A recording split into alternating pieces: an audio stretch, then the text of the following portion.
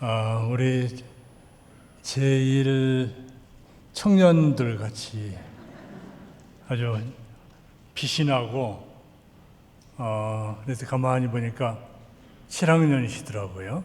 근데 7학년이신데도 그렇게 빛나는 모습을 보면서 저분들은 참 주님과 동행하시는 분들이다, 그런 생각을 했습니다. 오늘 우리가 같이 생각할 것은 소요문답을 계속해서 같이 생각하면서 은혜를 나누려고 합니다.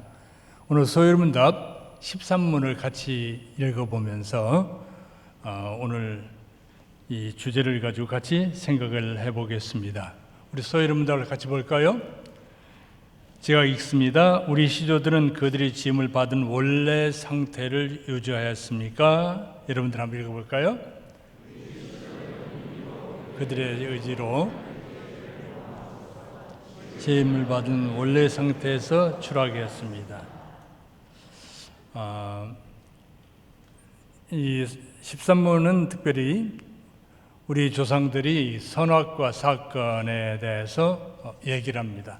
이 선악과 얘기를 하다 보면 많은 사람들은 이 죄 문제를 다루게 되는데요. 이 죄가 어디서 왔을까? 하나님께서 하늘과 땅에 있는 이 모든 것을 만드셨기 때문에 선악과를 만드시고 한 것도 하나님이시기 때문에 그 죄가 하나님에게서 온 것이 아닌가. 아무것도 없는 가운데 만드신 분이 하나님이시기 때문에 그 하나님이 죄를 만드신 것이 아닌가라고 생각을 합니다. 그러나 이러한 추론은 아주 잘못된 것입니다. 왜 그러냐면 성경 여러 곳을 우리가 보게 되면 하나님이 죄를 만드실 분이 아닙니다. 먼저 우리가 성경 몇 군데를 같이 한번 볼까요? 욥기 34장 10절에 보면 이런 말씀을 합니다. 그러므로 우리 같이 한번 읽어볼까요? 그러므로 너희 총명한 자들아 내 말을 들으라. 하나님은 악을 행하지 아니하시며 전능자는 결코 불의를 행하지 아니하시느니라. 이 총명한 너희들에게 말한다, 그런 얘기를 하면서 하는 말이 뭐예요? 하나님은 어떤 분이라고요? 악을 행하지 않는 분이시라 얘기합니다. 우리 전능하신 하나님은 어떤 분이라고 얘기합니까? 불의와는 전혀 관계가 없는 하나님입니다. 또 다른 성경을 같이 보면 신명기 32장 4절 말씀을 같이 볼까요? 그는 반석이시니 그가 하신 일이 완전하고 그의 모든 길이 정의롭고 진실하고 거짓이 없으신 하나님이시니 공의로우시고 바르시도다. 우리 하나님은 어떤 분이라고 얘기하십니까? 우리 하나님은 공의로우신 분이고요, 바른 분이시라고 얘기합니다. 그래서 하나님이 하신 모든 일들은 불완전하지 않아요. 완전하다. 그리고 하나님의 가는 모든 길이 정의롭고 진실하고 거짓이 없다라고 성경은 선언합니다. 우리 하나님은 아주 거룩하신 분이에요. 그래서 이사야서 6장에 보면 모든 천사들이 거룩하다, 거룩하다, 거룩하다 하며 하나님을 찬송하죠. 우리 하나님은 거룩한 분이에요. 죄와는 전혀 상관없는 완전하신 하나님이십니다. 그래서 또 야고보서 1장 13절은 이렇게 얘기를 합니다. 같이 보면 야고보서 1장 13절에 사람이 시험을 받을 때 내가 하나님께 시험을 받는다 하지 말지니 하나님은 어떤 분이라고요? 악의 시험을 받지 아니하시고 친히 아무도 시험하지 않는 분이라 얘기해요. 우리 하나님은 어떤 사람을 시험하시는 하나님이 아니에요. 악으로 넘어뜨리게 하는 분이 아니에요.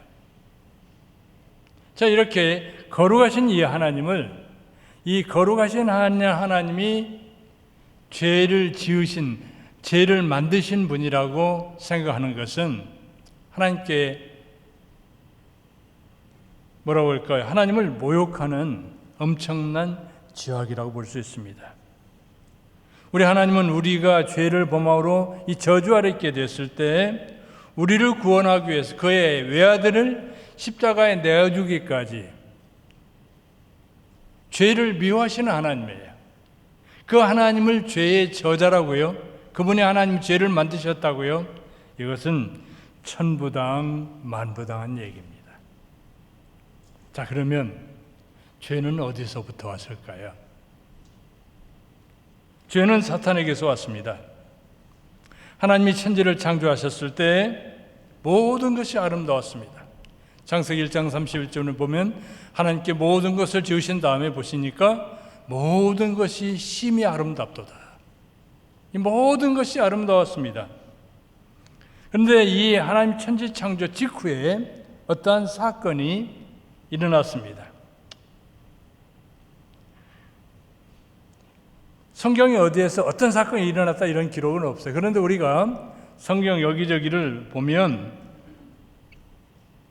어떤 사건이 천지 창조 이후에 곧바로 어떤 사건이 일어났다는 것을 추측할 수 있어요. 이런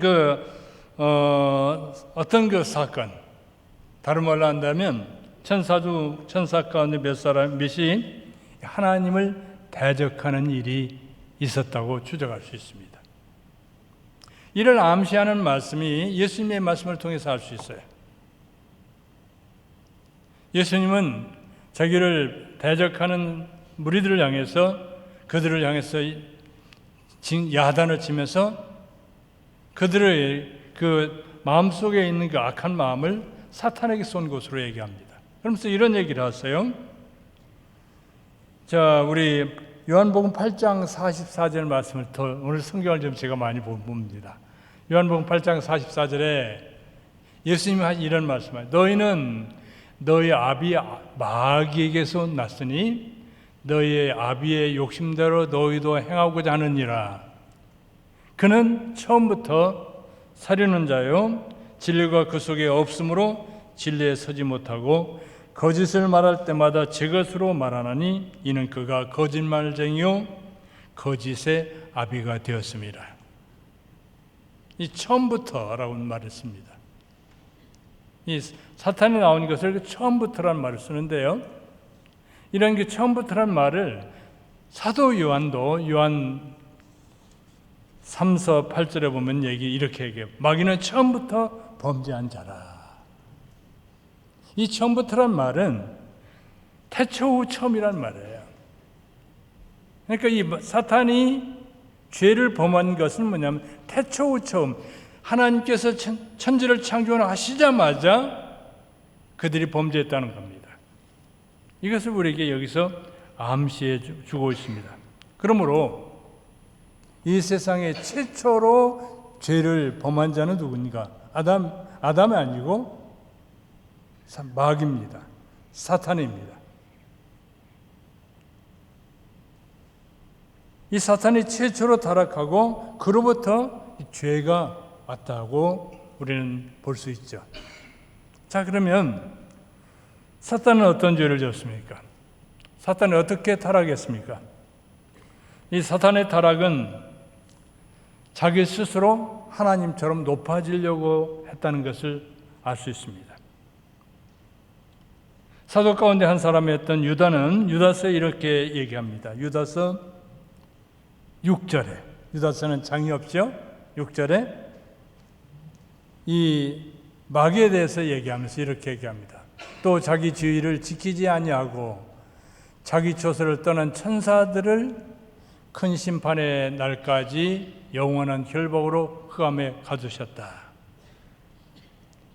이 어떤 천사들인데 이 천사들이 흑암 가운데 가둔 천사들이 있어요.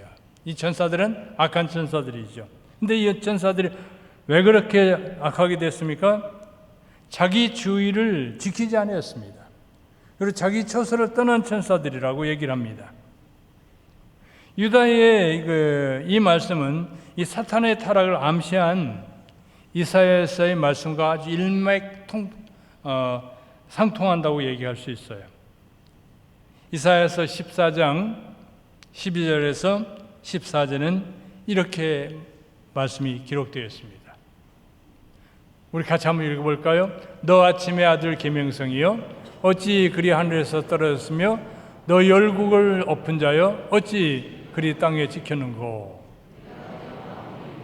내가 하늘에 올라 하나님의 뭇별 위에 내 자리를 높이리라. 내가 북극 지폐의 산 위에 앉으리라. 또 그 다음에 높은 구름에 올라가 지극히 높은 이와 같아지리라. 여기서 보게 되면 어떤 그 천사 같은 아주 굉장한 영적인 존재에 대해서 얘기해요. 그런데 그가 넘어졌다고 얘기합니다. 땅에 찍혔다고 얘기합니다. 왜 그렇습니까? 스스로 높인 겁니다. 내가 하나님의 자리에 서겠다. 이 사탄의 타락을 암시해주고 있다고 저는 봅니다. 이 사탄은 어떤 존재였는가? 하나님의 자리에 앉으려고 하는 거죠. 자기를 지으신 이 하나님의 자리에 앉으려고 했던 것이 사탄입니다. 사탄은 타락에 스스로 교만해졌고요, 지극히 높으신 하나님과 같이 되려고 했습니다. 여기서 그의 타락이 왔다고 성경은 얘기해 줍니다. 사탄은 이처럼 교만해져서 이 하나님 앞에 반역을 한 거죠. 그리고 이제는 하나님과 대적하면서 떠나있게 되니까 이제는 그의 세력을 더 구체화하기 위해서 노력을 합니다. 그 첫 번째 대상이 누구냐면 자기 세력을 만들려고 했던 첫 번째 대상이 바로 아담이죠. 아담은 어떤 사람입니까? 하나님의 천지를 만드시고 그 가운데 제일 아름답게 보셨습니다. 하나님께서 그에게 하나님의 형상을 따라 그를 지으시지 않았어요. 천하의 모든 것을 그의 손에 맡겼습니다. 그를 흙으로 지으시고 에덴 동산을 만드신 다음에 에덴 동산으로 그를 데려다가 거기 살게 하셨습니다. 모든 복을 다 주셨어요. 하나님이 넘치는 복을 누립니다. 그리고 하나님과 계약을 맺습니다. 선악과를 먹지 말아라. 이거 하나님과 선악과 계약을 맺거든요. 자, 이런 것을 보고 나서 이 사탄이 이제 아담을 공략하기 위해서 꾀를 쓰잖아요. 그래서 이 아담은 사탄이 넘어뜨리고자 했던 첫 번째 사람이에요. 이 사탄이라는 놈은 지금도 이 하나님의 사랑하는 사람들 가운데 넘어뜨리게 하기 위해서 부단히 애를 쓰죠. 자, 그러면 여기서 아담을 넘어뜨리기 위해서 사탄은 어떤 짓을 했는지, 이 짓이라는 말이 맞겠어요? 사탄이니까 그놈이라는 말도 우리가 써도 될 것 같아요. 여기서는 이 그놈이 어떤 짓을 했는지 우리 한번 보세요. 여기 보면 사탄은 아담을 넘어뜨리기 위해서 점차 점진적인 방법들을 추구해 나갑니다. 오늘 우리가 읽은 말씀 보면 사탄은 아담을 넘어뜨리기 위해서 누구를 사용합니까? 뱀을 사용합니다. 3장 1절에 뭐라고 얘기했습니까? 그런데 뱀은 여호와 하나님이 지으신 들짐승 가운데 가장 간교하더라. 이 사탄이라는 놈은 뱀을 사용한 겁니다. 뱀을 이용해서 아담을 넘어뜨리려고 한 거예요.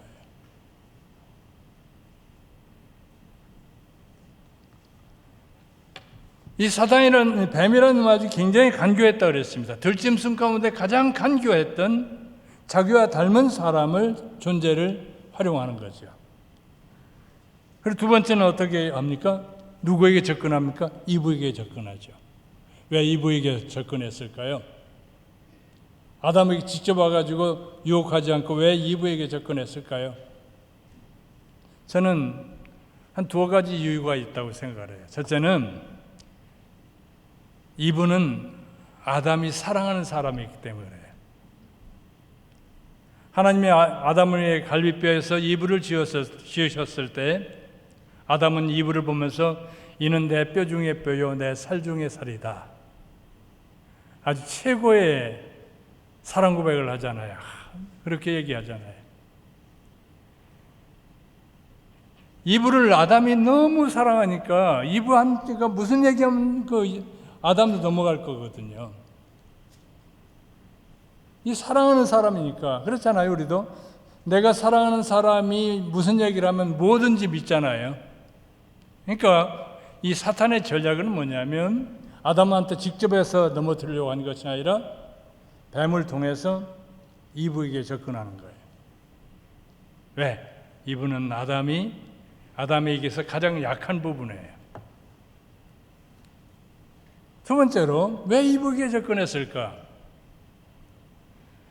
이 하나님과의 선악과 계약을 대상이 누굽니까? 이브가 아니에요. 1차 대상은 이브가 아니었어요. 하나님께서 아담에게 선악과를 먹지 말라. 동산나무의 모든 것을 먹지만 동산 중앙에 있는 선악과의 나무를 먹지 말라. 먹는 날에는 반드시 죽을 것이다. 아담에게 말씀하셨어요. 따라서 이분은 언약의 직접 대상이 아닙니다. 언약의 직접 대상이 아니기 때문에 그 언약에 대해서 어떤 면에서 보면 약간 부담감도 없고 어떤 책임감도 약한 거죠. 그러니까 이 사탄이라는 놈은 그것을 알아서 이브에게 접근한 겁니다. 누구를 통해서? 간교한 뱀을 통해서. 어떻게 접근합니까? 세 번째 단계를 보세요. 사탄이 이브에게 접근하면서 잘하는 채 하지 않습니다. 모든 것을 잘 모르는 것처럼 아주 초연한 채 하면서 이브에게 접근하죠. 접근하면서 뭐라고 얘기합니까? 뱀이 여자에게 물어 이르되 하나님이 참으로 너에게 동산나무의 모든 나무의 열매를 먹지 말라 하시더냐. 아주 하나님과 아담이 맺었던 언약에 대해서는 전혀 내용을 아주 모르는 채 하면서 살짝 접근하죠. 근데 이 접근하면서 이 접근한 그 하나님의 주신 말씀을 왜곡시킵니다. 어떻게 왜곡시킵니까? 하나님께서는 아담에게 선악과 나무의 열매를 먹지 말라. 다른 건 다 먹어도 좋다. 그런데 어떻게 왜곡시킵니까? 동산의 모든 나무의 열매를 먹지 말라고 하시더냐. 하나님 접근하면서 살짝 왜곡시켜서 이브에게 접근하죠.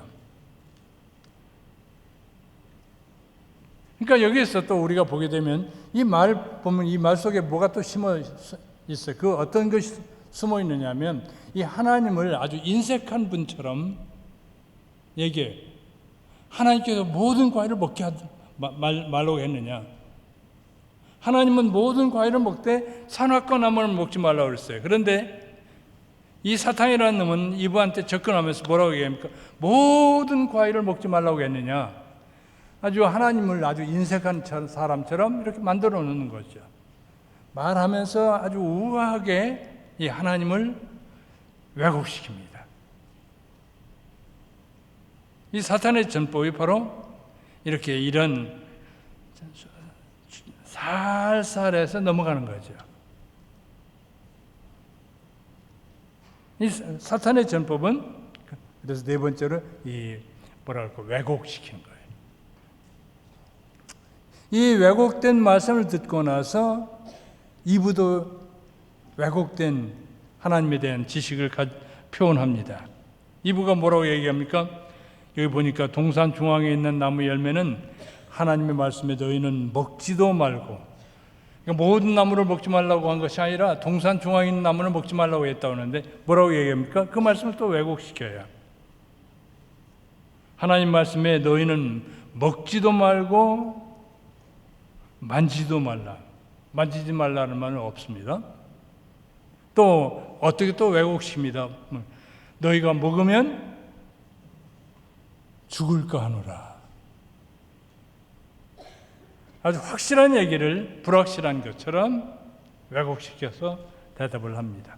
자, 이렇게 어느 정도 이 사탄이 이브에게 독을 쏘았을 때 이브에게 독이 퍼져나가자 사탄은 이제 본격적으로 자신의 전략대로 공격합니다. 어떻게 얘기합니까? 거짓말을 하죠. 이제 본격적인 이제 살살 왜곡하게 하면서 본격적으로 거짓말을 합니다. 사탄은 이 자기 특기를 이때부터 발휘하는 거예요. 그 특기가 뭐냐? 거짓말이란 말이에요. 선악과를 따먹더라도 너희가 결코 죽지 아니하리라 그러잖아요. 4절에 뱀이 여자에게 이르되 너희가 결코 죽지 아니하리라. 또 뭐라고 거짓말을 얘기합니까? 내가 선악과를 따먹으면 내 눈이 밝아져서 하나님과 같이 될 것이다. 이 하나님과 같이 될 것이라는 거짓말을 하죠. 또 이 사탄은 그러면서도 이브의 마음속에 또 하나님에 대한 불신감을 심어줘요. 그게 뭐냐면 왜 하나님께서 너에게 선악과를 먹지 말라고 했는 줄 아느냐? 그것은 이 말씀을 보세요. 너희가 선악과를 그것을 먹는 날에는 너희 눈이 밝아져서 하나님과 같이 되어서 선악을 알 줄 하나님이 아심이라. 선악과를 먹으면 아담과 하와가 하나님처럼 될 것을 하나님이 아셨기 때문에 그랬다는 거예요. 그러니까 하나님이 시기해가지고 못 먹게 했다는 거예요. 이간질을 시키는 거죠. 하나님과 이간질을 시킵니다. 이렇게 해서 이 아담의 접근을 한 겁니다. 이브를 통해서, 뱀을 통해서, 이브를 통해서 접근하면서 단계별로 점차해서 이브에게 공격했을 때 이브의 반응이 나오죠. 6절에 여자가 그 나무를 본즉 먹음직도 하고 보암직도 하고 지혜롭게 할 만큼 탐스럽기도 한 나무인지라. 그래서 그 열매를 따먹는 결과를 가져옵니다. 그리고 그것을 남편에게도 주매 그도 먹었다. 이게 이제 우리의 선악과 내용의 중요한 사건이에요. 여기서 아담의 행위를 봐야 돼요. 이 아담은 행위의 언약의 대상이었어요. 선악과를 먹지 말라고 한 직접 대상이 아담이었습니다. 그러므로 아담은 사탄의 모든 유혹을 물리쳐야 했습니다. 또 선악과를 먹어서는 안 됐습니다. 자, 그러면 아담에게는 이 사탄의 모든 유혹을 물리칠 수 있는 능력이 있었을까요? 있었습니다. 하나님께서는 이브에게 하나님의 형상대로 이브를 하나님의 형상대로 지으셨어요. 하나님께서는 이브에게 이 자유의지를 주셨어요. 하나님은 이브와 아담을 만들 때 이성적 존재를 만드셨어요. 하나님은 인간을 로봇으로 만들지 않았습니다. 로봇은 어떤 기계의 프로그램대로 나가게 돼 있잖아요. 근데 하나님께서 우리를 로봇으로 만들지 않았어요. 우리를 이성적 존재로 만들었습니다. 이성적 존재라는 것은 어떤 사람의 강요를 받아서 행동하는 사람이 아닙니다. 누구의 간섭을 받지 않습니다. 자기의 뜻에 따라 선택하거나 거부할 수 있습니다. 어떤 일을 행하거나 행하지 않을 수 있는 그 판단 능력이 있습니다. 이런 그 자유의지를 가지고 있다고 얘기할 수 있죠. 그런데 아담은 이러한 그 자유의지를 하나님으로부터 받았는데 그 자유의지를 잘못 쓴 겁니다.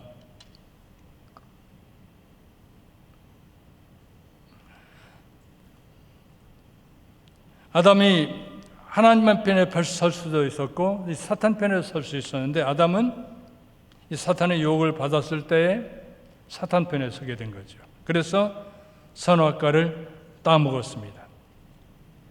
그래서 전도서 기자는 이러한 그 아담의 행위에 대해서 이렇게 우리에게 설명해 줍니다. 전도서 7장 9절 말씀은 내가 깨달은 것은 오직 이것이라. 곧 하나님은 사람을 정직하게 지으셨을 때 사람은 많은 꾀를 낸 것이다. 죄의 길로 하나님은 우리를 아름답게 하나님의 형상을 따라 지으셨습니다. 그러나 죄의 길로 갔습니다. 인간의 타락을 얘기하고 있습니다. 자, 그러면 이 생각을 그러면 이런 아담의 타락의 결과 어떤 일들이 일어났을까요? 잘 알죠. 몇 가지 우리 한번 정리해 봅시다. 첫째로 이 하나님의 형상이 손상되었습니다. 하나님은 우리를 하나님의 형상을 따라 지으셨습니다. 그런데 우리가 죄를 지음으로 말미암아 하나님의 형상이 크게 손상이 되었습니다. 하나님의 인간을 그의 형상을 따라 거룩함과 의로움과 그리고 모든 것을 분별할 수 있는 지식을 가진 자로 지으셨습니다. 그러나 타락과 함께 하나님의 형상이 손상된 후에 우리 인간의 본성이 전적으로 부패하게 됐습니다. 우리 인간의 부패성은 인간 본성에 퍼져 있습니다. 그래서 마음으로 생각하는 모든 것들이 항상 악해요. 그래서 창세기 5장 6장에 보면 하나님께서 사람 지으셨음을 후회했더라. 왜냐? 사람의 마음으로 생각하는 모든 계획이 항상 악하단 말이죠. 그래서 이 모든 죄악이 땅끝까지 퍼져 있다. 이렇게 얘기를 하고 있습니다. 하나님 형상이 깨짐으로 말미암아 모든 인간은 그들의 지각 가운데서 하나님을 생각하면서 하나님을 찾는 사람이 하나도 없다. 시편 14편 2절과 3절에 이렇게 얘기하죠. 우리 같이 봐요. 여호와께서 하늘에서 인생을 굽어 살피사 지각이 있어 하나님을 찾는 자가 있는가 보려하신즉 다 치우쳐 함께 더러운 자가 되고 성언을 행하는 자가 없으니 하나도 없도다. 다 치우쳐서 더러워졌다. 죄로 오염됐습니다. 선을 행하는 사람 하나도 없게 되었습니다. 우리의 하나님의 형상이 손상이 되었습니다. 그래서 바울은 그런 고백을 하자면 오라 나는 곤고한 자로다. 이 사망의 몸에서 누가 나를 건져내랴. 선한 것이 내게 도무지 하나도 없다. 이것이 바울의 고백이죠. 두 번째로 아담의 타락으로 말미암아 하나님과의 교제가 단절되었습니다. 죄를 지음으로 인간은 생명의 원천이요 복의 근원이 되신 하나님과의 교제가 끊어집니다. 그와 함께 우리 인간의 모든 총명이 다 어두워졌습니다. 에베소서 4장 18절에 우리의 인간의 그 모습을 잘 설명해 줘요. 같이 한번 보겠습니다. 같이 읽어볼까요? 그들의 총명이 어두워지고 그들 가운데 있는 무지함과 그들의 마음이 굳어짐으로 말미암아 하나님의 생명에서 떠나가 있도다. 그러니까 우리가 이 하나님과의 교제가 끊어지게 되니까 하나님의 영향을 받지 못하는 거예요. 빛이 사라지니까 어둠이 오잖아요. 이 어둠 속에서 빛을 보지 못하니까 아무것도 못 보는 거예요. 그래서 어떻습니까? 총명이 어떻게 됐다고요? 그들의 총명이 어두워지고 판단력이 어두워진 거예요. 또 그 무지함과 하나님에 대해서 알지 못하고 세상의 질서에 알지 못함과 또 마음이 완악해짐으로 말미암아 하나님의 생명에서 떠나 있는 존재가 된 겁니다. 이 하나님과 교제가 떨어짐으로 말미암아 우리 모든 인간은 영적 사망 상태에 이른 것이죠. 하나님과의 교제가 끊어짐으로 말미암아 우리는 완전한 영적인 사망 상태에서 생활하는 거예요. 그래서 성경은 모든 인간들 그리고 거듭나지 않은 사람들을 허물과 죄로 죽은 자다. 이 하나님과의 교제가 끊어지면서 우리는 우리의 허물과 우리의 죄로 인해서 영적으로 죽어 있는 자가 되었습니다. 그래서 에베소 2장 12절에 우리의 상태를 이렇게 설명을 해요. 에베소 2장 12절, 그때에 우리가 예수를 알지 못했을 때에 너희는 그리스도 밖에 있었고 이스라엘 나라 밖에 사람이라. 약속의 언약에 대해서는 외인이요 세상에서는 소망이 없고 하나님도 없는 자다. 하나님과 단절된 상태에 있는 사람들, 아담의 타락 이후에 모든 인간들은 하나님의 약속과는 전혀 무관한 사람들이고 하나님의 백성들과 거리가 있는 사람들이라는 것을 여기서 설명을 하죠. 세 번째로 죄의 결과 무엇이 왔습니까? 저주와 죽음 아래 놓이게 되죠. 창세기 3장에서 우리가 보면 아담의 타락으로 말미암아 땅이 저주를 받았다, 그렇게 얘기합니다. 그리고 가시던 불과 엉겅퀴를 내게 되었다. 또 인간도 저주를 받았습니다. 그래서 평생 수고해야, 머리에 땀을 흘려야 먹고 살 수 있게 되었습니다. 뿐만 아니라 모든 인간은 흙에서 왔기 때문에 흙으로 돌아가야 되는 육체적 죽음까지도 겪어야 됐습니다. 왜 그렇습니까? 죄의 값은 사망이기 때문에 그렇습니다. 네 번째, 낙원에서 추방됐습니다. 죄가 들어오기 전 아담은 하나님의 마련한 에덴 동산에서 모든 복을 누렸습니다. 그러나 범죄로 말미암아 아담과 인류는 그 모든 복을 다 잃어버렸어요. 이 하나님의 복에 접근할 수 있는 길을 잃어버렸습니다. 하나님께서는 그 죄를 우리를 굉장히 사랑하셔서 그의 형상대로 사랑을 모든 걸 다 주시기로 했지만 아담이 죄를 범한다면 하나님의 마음이 굉장히 상처를 입었던 것 같아요. 그래서 그것을 볼 수 있는 것이 오늘 창세기 3장 24절 말씀인 것 같아요. 한번 보세요.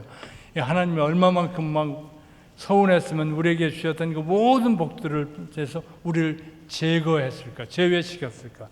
24절 이렇게 이같이 23절부터 제가 여호와께 하나님이 에덴 동산에서 그들을 내보내어 그의 고난이 된 땅을 갈게 하시니라. 이같이 하나님이 그 사람을 쫓아내시고 에덴 동산 동쪽의 그룹들과 두루 도는 불칼을 두어서 생명나무의 길을 지키게 하시니라. 이 하나님의 복에서부터 완전히 떠나는 그러한 상태로 쫓겨났습니다. 에덴에 추방됐죠. 네 번째로 신분의 변화가 있어요. 이 하나님의 형상을 가졌던 인간이 이제는 사탄의 형상을 갖게 되었습니다. 온갖 죄악을 즐겨하는 사탄의 형상을 갖게 되었습니다. 만물의 영장이었던 인간이 이제는 마귀의 종이 되었습니다. 이 모든 인간들은 이제는 선보다는 악을 더 좋아하게 되었습니다. 사랑하는 것보다는 미워하는 것이 더 쉬워진 거예요. 사랑하는 건 어렵죠. 그러나 미워하는 건 쉽습니다. 누구를 저주하고 누구를 비난하고 누구를 욕하는 말은 우리가 쉽게 하죠. 그런데 누구를 칭찬하고 누구를 높이는 말은 잘 하지 못해. 왜? 이제 우리 죄성이 그렇게 된 거예요. 우리가 교회에서도 가끔 그러잖아요. 누구 장점 좀 얘기해봐라. 남편 장점 좀 얘기해봐라. 못해요. 단점 얘기해라. 하나도 쫙 나오죠. 왜? 우리 죄성이 그래요. 뭐 아내도 마찬가지죠. 아내의 장점 얘기해라. 똑같아요. 이게 우리의 죄성이에요. 그래서 우리는 죄의 종이 된 겁니다. 하나님의 아들과 하나님의 딸들이 이제는 마귀의 종이 된 겁니다.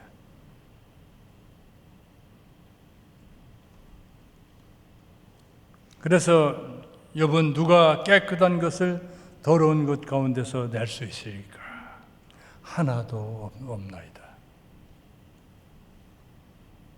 이 모든 인간은 이 종이 죄의 종이 되었습니다. 여섯째로 아담의 죄가 후손들에게 전가되었습니다. 아담은 인류 최초요 또한 인류의 조상이었기 때문에 그의 죄책은 모든 후손들에게 전가되었습니다. 모든 인류는 그 아담의 죄값을 짓게 되어 있습니다. 아담의 죄가 우리에게 왔기 때문에 우리 모두는 비참한 삶을 살게 된 것이죠. 그래서 로마서 5장 12절은 이렇게 얘기를 합니다. 같이 볼까요? 그러므로 한 사람으로 같이 읽어볼게요. 그러므로 한 사람으로 말미암아 죄가 세상에 들어오고 죄로 말미암아 사망이 들어왔나니 이와 같이 모든 사람이 죄를 지었으므로 사망이 모든 사람에게 이르렀느니라. 한 사람 아담이 죄를 범했는데 그것이 이제 우리 모두에게 됐어요. 우리 아버지가 사형수라면 내가 사형수 자식이 된 거예요. 이런 그 죄값이 우리에게 온 거예요. 자, 이제 그럼 여기서 우리 한번 생각해 볼까요? 자, 아담이 선악 하나를 따먹은 것이 그렇게 심각한 결과를 가져올 정도로 엄청난 죄였습니까? 우리가 물을 수 있지 않겠어요? 우리가 사실상 과일 하나 따먹는 것은 뭐 하찮은 일이잖아요. 그렇지만 이 선악과 사건은 인류에게 엄청난 사건이라 볼 수 있어요. 왜 그렇습니까? 첫째는 이 배은망덕한 사건이에요. 아주 평범한 얘기냐? 배은망덕한 거잖아요. 하나님 아담을 지으셨어요. 그리고 많은 복을 주셨어요. 그런데 하나님을 버린 거잖아요. 하나님은 아담에게 우주를 다스릴 수 있는 권세를 주셨습니다.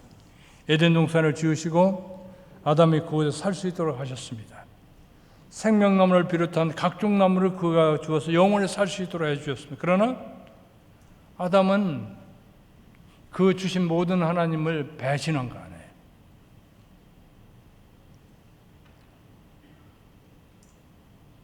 큰 죄죠. 근데 이거보다 더 심각한 거 있습니다. 그건 뭐냐면 아담이 하나님의 길을 따르는 것이 아니라 사탄의 길을 따르는 데 있습니다. 아담은 사탄의 고임에 빠져서 선악과를 따먹음으로 말미암아 하나님처럼 되려고 했습니다. 그는 스스로 하나님처럼 되어서 자신의 인생의 주인이 되려고 한 거죠.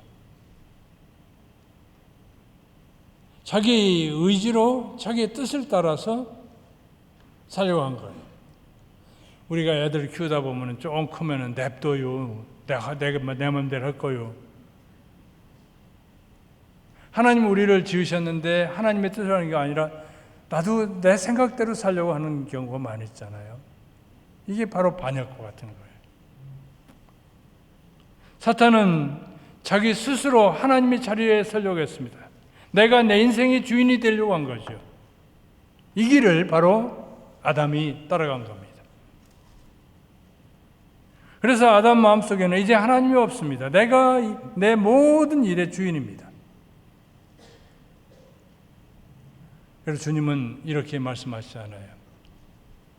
내가 문을 두드리니 누구든지 그 마음에 요한계시록에 문을 열면 내가 그로 들어가서 그로 더불어 내가 먹고 마실 것이다. 마음을 열어라.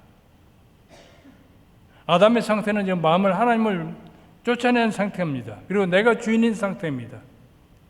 그래서 주님께서는 우리에게 마음을 열고 주님께 왕자를 드리라는 거예요. 그러니까 이 아담의 사건은 이 사탄의 그 길을, 이 하나님의 자리를 차지하려고 하는 반역 같은 것이었다. 세 번째로 여기서 또 심각하게 생각하는 건 뭐냐면 이제 이 아담의 선악과 사건은 아담이 이제 하나님 편에 하기로 한 거예요. 선언한 거예요. 선악과를 하나님의 뜻을 따르는 것은 선악과를 안 따먹는 거예요. 선악과를 따먹는 것은 뭐냐면 하나님 뜻을 대적하는 거예요. 누구 편에? 마귀 편에 쓰는 거잖아요. 그러니까 선악과를 따먹는 그 행위 자체는 뭐냐면 하나님을 향해서 반역을 뜻하는 거죠. 난 하나님 편 아닙니다. 요새 그 선거하는데 보니까 여당에서 한참 싸움들 잘하대요. 김이라는 사람하고 안이라는 사람 나오는데 서로 싸움들 하대요. 그런데 싸움들 하는데 거기에서 누가 나는 이 사람 편이다 하면 이 사람은 또 이 사람 미워하게 되는 거죠. 마찬가지 그렇죠? 근데 우리가 하나님 편에 서야 되는데 우리가 하나님 편에서 안 서는 것이 아니라 마귀 편에 싹 서버리면 어떻게 되죠? 하나님이 굉장히 자존심을 상하게 됐죠. 하나님에 대한 반역이 되죠. 하나님에 대한 전쟁 선포가 되는 거죠. 그렇기 때문에 이 선악과 사건은 아주 심각한 문제였다 볼 수 있는 거죠. 자, 그럼 여기에서 이제 선악과 사건을 통해서 우리가 배울 수 있는 교훈이 무엇일까요? 이 아담의 타락 사건을 어떤 사람들은 어떤 그 비유로 설명을 합니다. 근데 이것은 아닙니다. 이건 실제적인 사건입니다. 아담의 사건이 어떤 상징적인 사건이라고 얘기한다면 많은 문제성들이 있게 됩니다. 왜 그렇습니까? 아담이 타락이 없었다면 죄도 없었을 것이죠. 죄가 없었다고 한다면 예수 그리스도께서 죽으실 필요성도 없었습니다. 아담의 타락은 신화가 아니에요. 어떤 잘못된 사람들은 아담의 타락 이 사건은 선악과 사건은 신화라고 얘기하는데 아닙니다. 이것은 역사적 사실이죠. 그래서 바울은 우리가 조금 전에 읽은 것처럼 한 사람으로 말미암아 죄가 들어오고 아담의 타락으로 말미암아 죄가 들어오고 죄로 말미암아 사망이 들어왔다라고 선언합니다. 또한 로마서 5장 18절 19절 말씀 보면 더 구체적으로 우리에게 말씀해 줍니다. 같이 한번 보겠습니다. 그런즉 사람이 범죄로 많은 사람이 정죄에 이른 것 같 많은 사람이 의롭다 하심을 받아 생명에 이르느니라. 한 사람이 순종하지 아니함으로 많은 사람이 죄인 된 것 같이 한 사람이 순종하심으로 많은 사람이 의인이 되었다.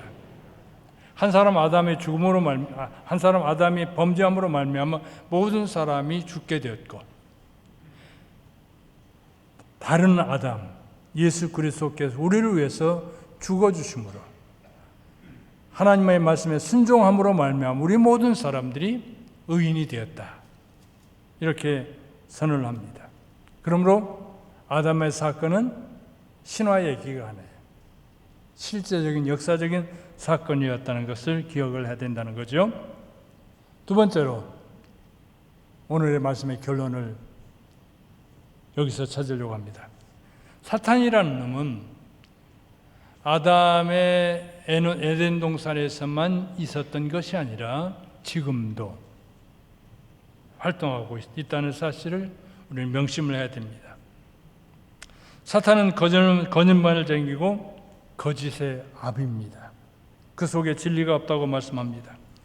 항상 거짓말을 하고 거짓 편에 서서 진리를 대적합니다. 이 거짓의 아비는 하와를 미혹했던 것처럼 오늘날도 온갖 방법을 통해서 우리들로 하여금 죄를 짓도록 유혹을 합니다. 이 사탄이라는 놈은 온 천하를 꿰는 자라고 성경은 말씀합니다. 이 사탄은 우리들 가운데 어떻게 나타나? 때로는 광명의 천사로 나타나기도 합니다. 그를 따르면 아주 좋을 것처럼, 아주 진리를 따르는 것처럼 우리를 유혹을 합니다. 또 사탄은 때로는 우는 사자처럼 두루 다니면서 삼킬 만한 자를 찾습니다. 죄의 길에 서는 자들을 찾습니다. 그러므로 지혜로운 자는 이런 악마의 마귀의 올무에서 벗어날 수 있도록 항상 깨어 있어야 합니다. 항상 깨어 있으면서 이 마귀의 간계를 대적하기 위해서 노력을 해야 돼요. 오늘 이 성경을 읽으면서 우리 결론을 내리겠습니다. 우리 한번 성경 에베소서 6장 1절에서 17절 아주 긴 성경인데요. 우리에게 주신 말씀을 같이 한번 읽어보겠습니다. 같이 한 절 한 절 읽겠습니다. 능히 다져가기 위해서 하나님의 전신갑주를 입으라. 하나님께서 잠깐만요. 하나하나 이제 보면서 하나님께서 오늘 또 사탄이 역사함으로 우리에게 주신 말씀, 마귀의 간사함 전략이 있잖아요. 어떻게 아담을 유혹하기 위해서 뱀을 이용하고 약한 가장 가까이 있는 사람을 이용하고 아주 부드러운 얘기를 하고 왜곡시켜서 이렇게 사탄은 우리를 넘어뜨리기 위해서 온갖 방법을 다합니다. 이런 그 관계를 능히 우리가 이기기 위해서는 하나님의 무엇을 입으라고요? 전신갑주를 입으라. 왜 그렇습니까? 12절에 우리의 씨름은 혈과 육을 상대하는 것이 아니요 통치자들과 권세자들과 이 어둠의 세상 주관자들과 하늘에 있는 악의 영들을 상대합니다. 그러므로 13절에 다시 한번 얘기해요. 하나님의 전신갑주를 취하라. 이는 악한 날에 너희가 등이 대적하고 이 모든 일을 행한 후에 서기 위함이라. 그런즉 14절에 서서 진리로 너희 허리띠를 띠고 의의 호심경을 붙이고 평안의 복음에 준비한 것으로 신을 신고 모든 것 위에 믿음의 방패를 가지고 이로써 악한 자의 모든 불화살을 소멸하고 구원의 투구와 성령의 검 하나님의 말씀을 가지라. 이렇게 얘기합니다. 인터넷에서 이 그림을 한번 찾아봤어요. 한번 같이 한번 볼까요? 근데 한국말로 된 건 없더라고요. 여기 보세요. 우리 크리스찬의 모습을 설명했는데 잘 안 보이네요. 자, 첫째로 위에서부터 한번 보세요. 우리 성경을 같이 보면 전신갑주를 입으라 그렇게 하면서 진리로 너희 허리띠를 띠라 그랬어요. 진리로.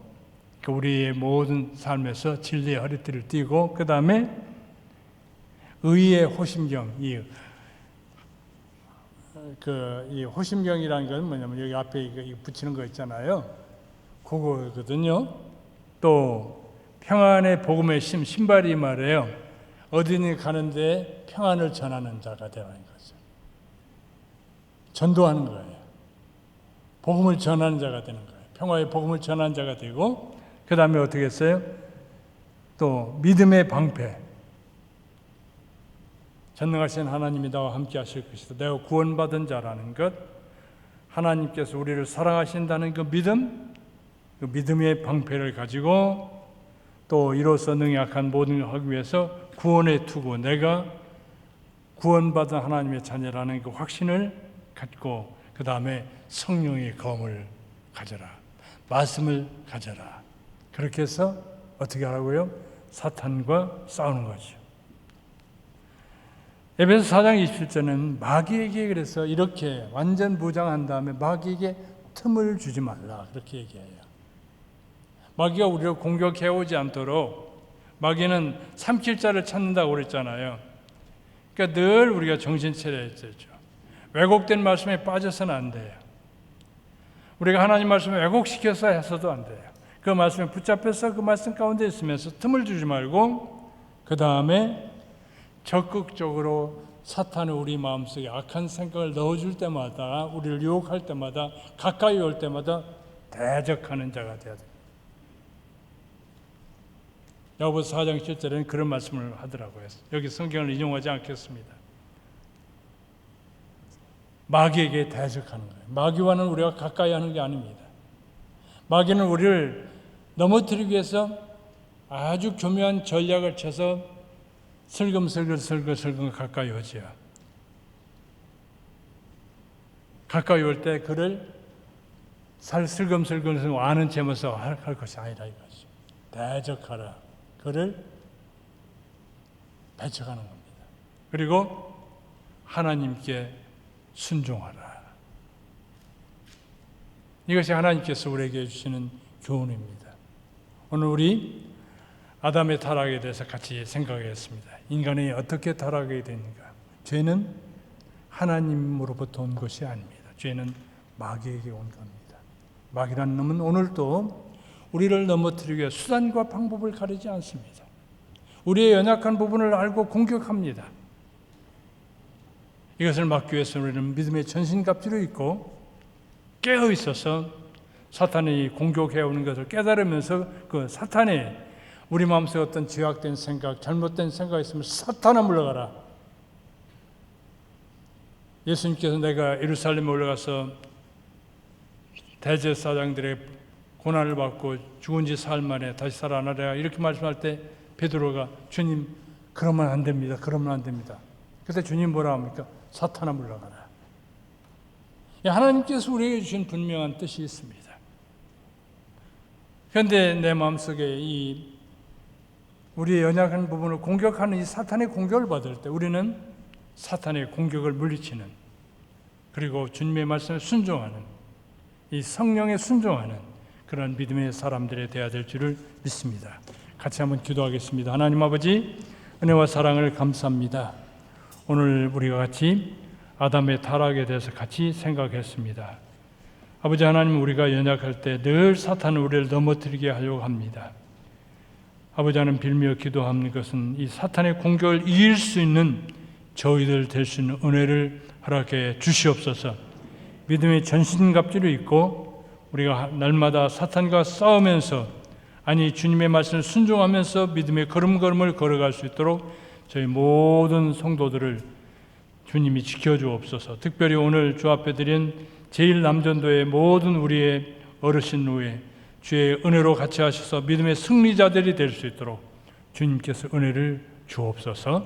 예수님의 귀하신 이름으로 간절히 비옵나이다. 아멘.